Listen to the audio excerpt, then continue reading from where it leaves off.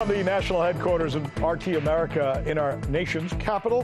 Hello again, everybody. I'm Rick Sanchez. So tonight, a war-weary nation can only watch as our president bashes and bludgeons Iran to the point of near war. Heaven help us if it comes. But it does appear that Mr. Trump, in an effort to get the approval of neocons, Israel, the Saudi royal family, oil tycoons, and our military-industrial corporations, is pushing Iran to the brink of war. To that end, this morning, Mr. Trump signed an executive order, another one, targeting the Ayatollah Khamenei himself. And then he went after China and Japan for getting free protection, as he calls it, in the waters around Iran. An obvious jab at Japan for refuting the U.S. accusations about Iran attacking one of their tankers.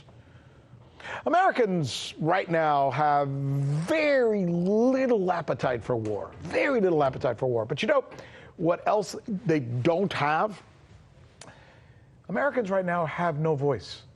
Serious. Americans have no voice. Somebody to go against the neocons, the Saudis, Israel interests, oil interests, the interests of weapons makers like Raytheon. See, that's the responsibility usually reserved for our nation's media. Newspapers like the New York Times, news networks like CBS News, cable networks like CNN, Fox News. But look instead at what the American people are getting. Look at this.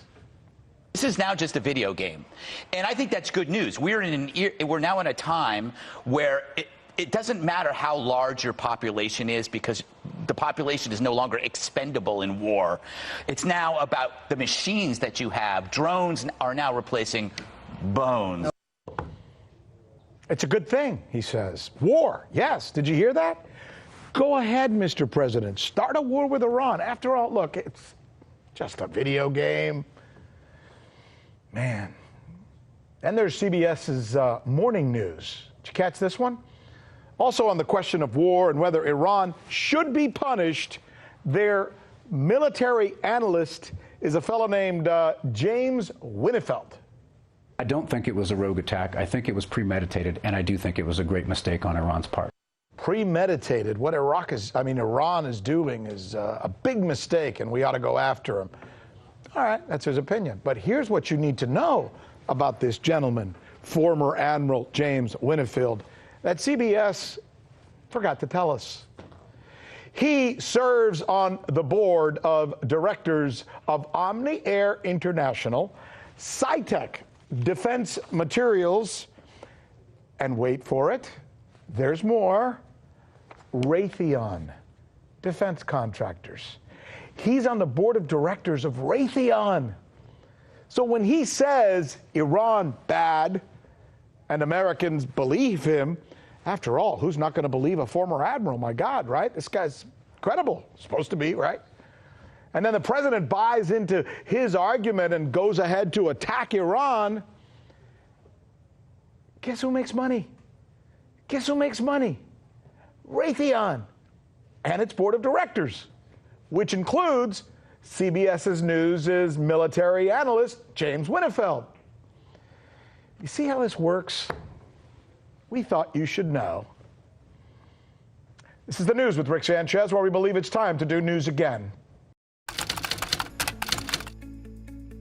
So you haven't heard that we're the ones covering the stories that you won't see covered anywhere else? In Venezuela, Kazakhstan, let's go to Hong Kong.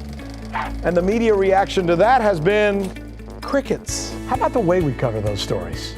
What the hell does that mean? Wally. That's the key word in this case, uprising. Can you believe that? Watching. This is the right thing for members of the media to do, to actually pick sides. Look, if you like what you see, subscribe.